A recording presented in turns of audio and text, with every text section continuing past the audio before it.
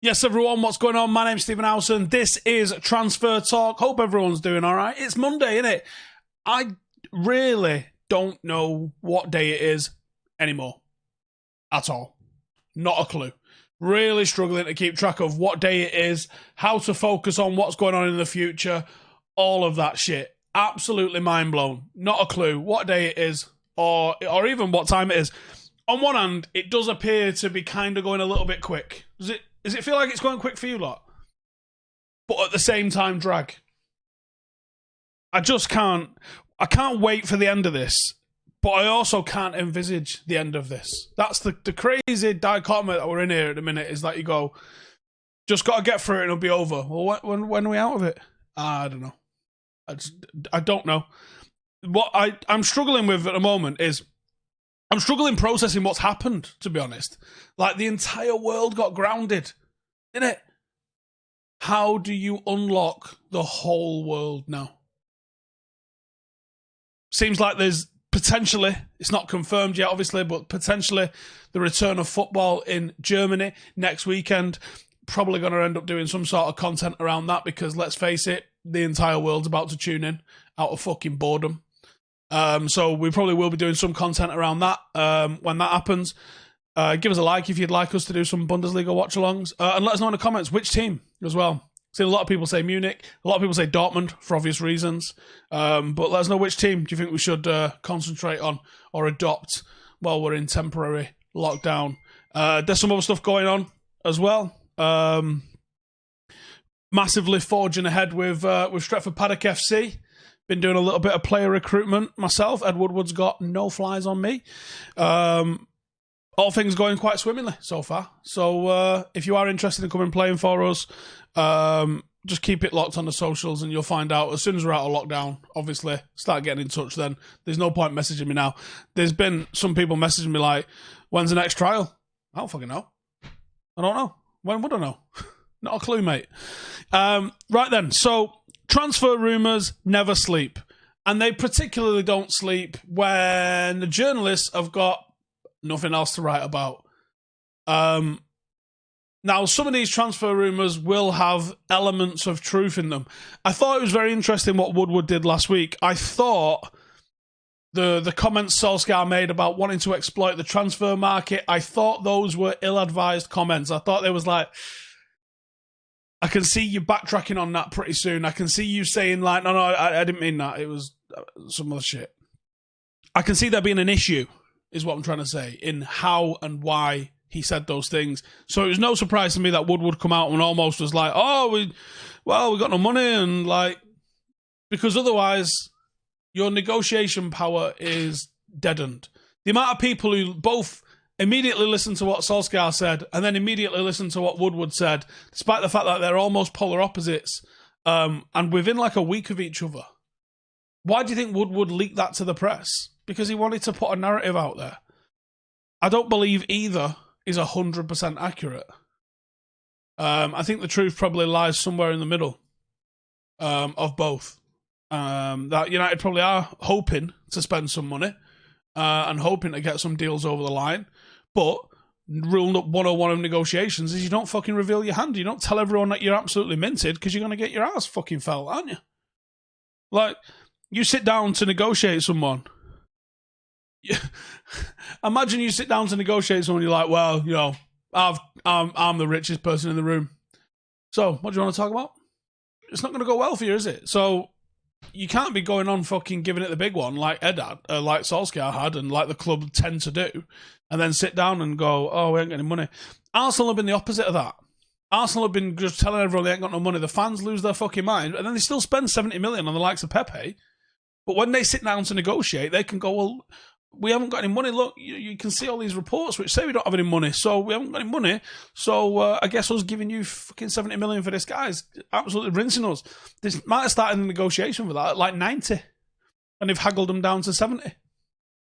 Just not good negotiation to do that. Right then. Let's get into what's clearly bullshit on about 65% of what we're about to talk about. So, Edison Cavani, my guy up here.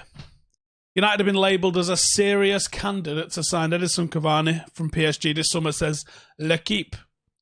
Reported in January by the MEN that PSG wanted 25 million for him. However, United only wanted to take him on loan due to the fact that his contract is due to expire in the summer.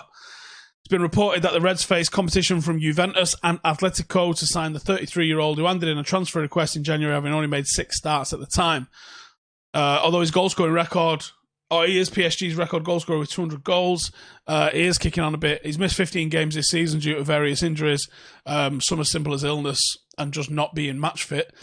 Would this be a good signing, considering that he doesn't really fit the type that Ollie seemingly wants to recruit, like a fan, a hungry player? Even if he signs someone like a Gallo, who's a little bit on the older side, he's certainly a hungry player, and he's certainly the different energy about him than there is with Cavani. Cavani feels like a payday signing. Cavani feels like a Juventus signing at this moment. He's linked there with Juventus and Atletico. I see both of those being a good destination, well ahead of Manchester United. I can see him being an option on a freebie if we're not able to bring in a Gallo. If you bring in a Gallo, why are you even considering it? Why are you considering this in the slightest? So for me, this is our backup's backup. Great player, legend of the game. Not the sort of signing that makes a whole lot of sense on the Ollie front. Someone his age makes sense. Someone with that experience makes sense. But the whole vibe of the transfer to me, what do you guys think? What do you think? Let me know. Talk to me in the comments.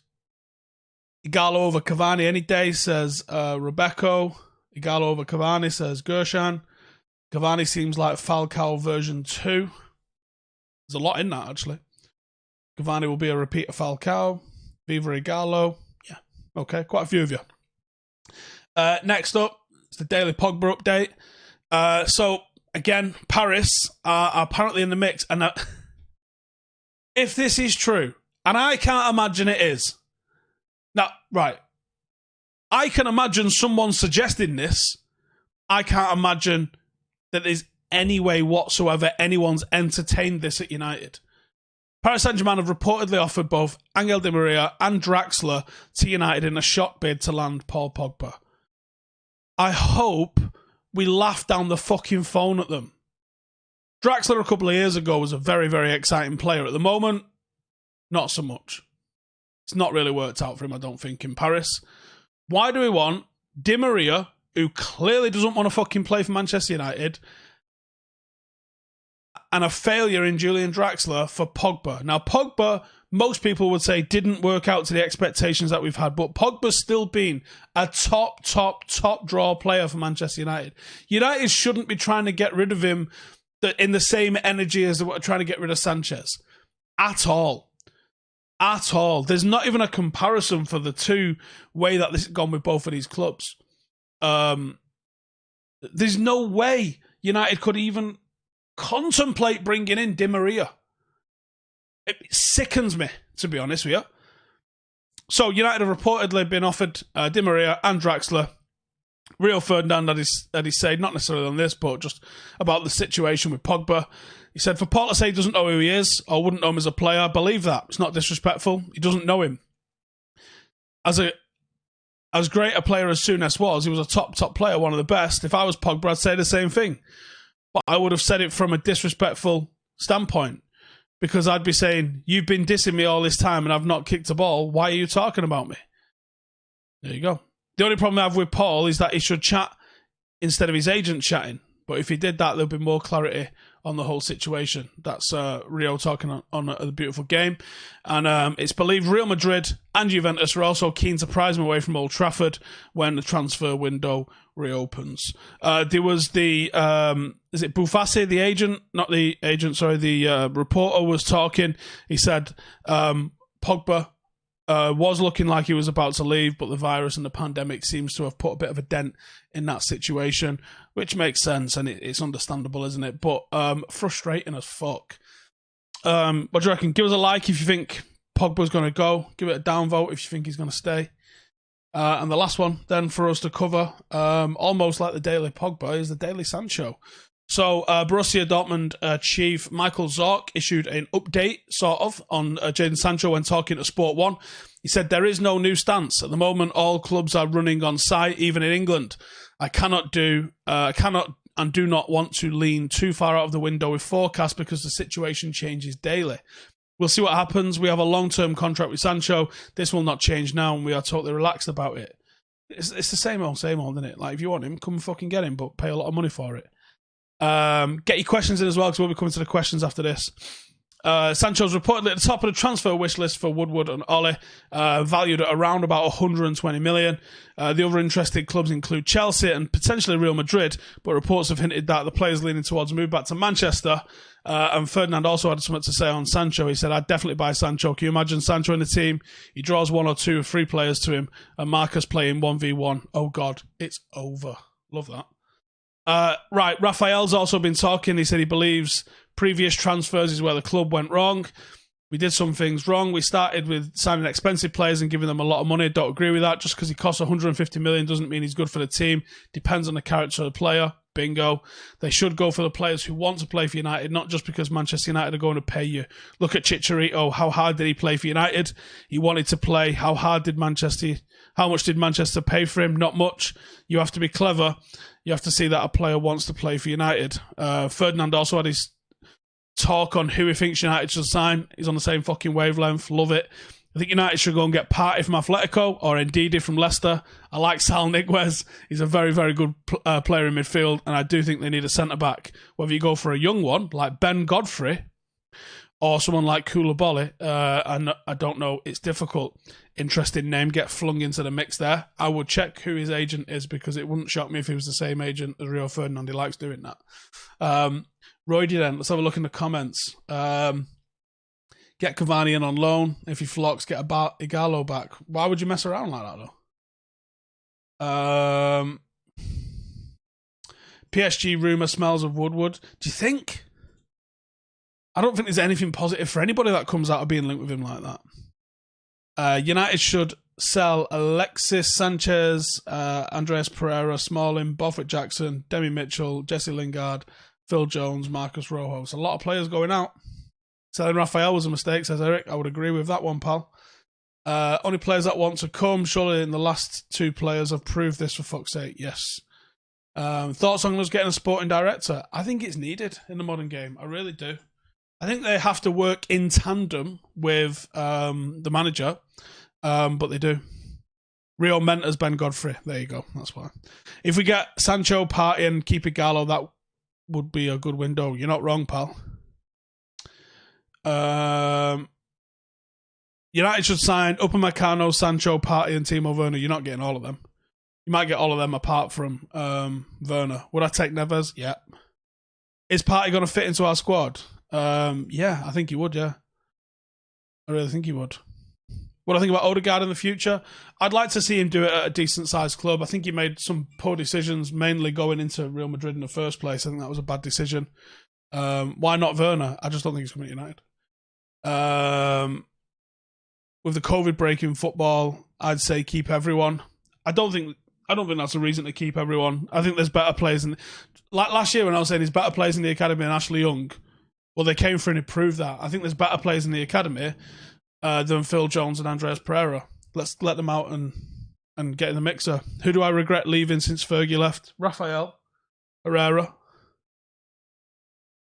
I think Pogba likes a circus around him. I do, unfortunately.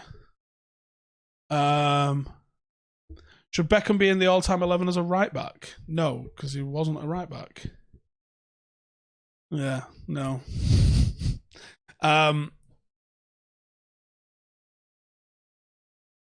Looks like you're winning the Premier League.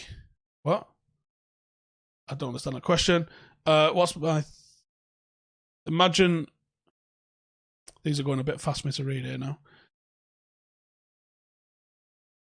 Any Gomez update? I ain't got anything in terms of Gomez update, unfortunately. What's the position on Haaland? Seeing his buyout clause is still quite reasonable. I think you've got to let him be there for a year, 18 months before you move. I think you really do. I think moving around too much is far too much waste.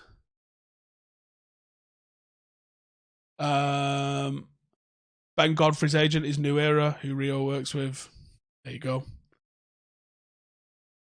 Do I want Pogba to go in my heart? No, I don't want him to go because I think he's a fucking excellent footballer, and you don't make a better team, in my opinion, by letting your better footballers leave. But the circus is too fucking much. It's simply too much, the circus. There's no requirement for it. When you've got on one hand a player making all this fuss, making all this noise for whatever reason it is with Pogba, and then on the other side you see what's happened since Ighalo came, since Bruno came, and all they do is talk positive and try and blow the club up. What would you rather have?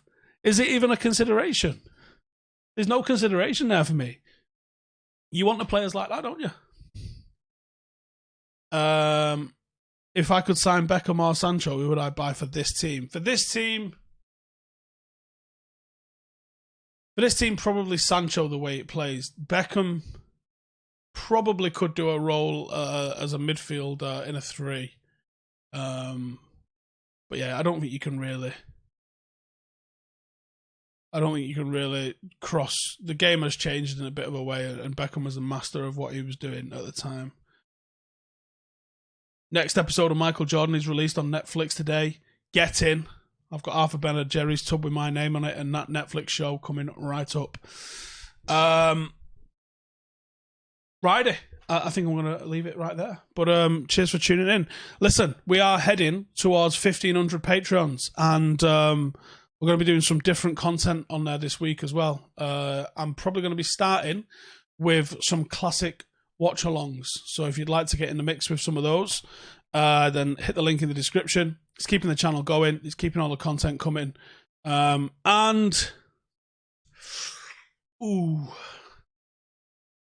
Maybe there's a French fullback coming on soon.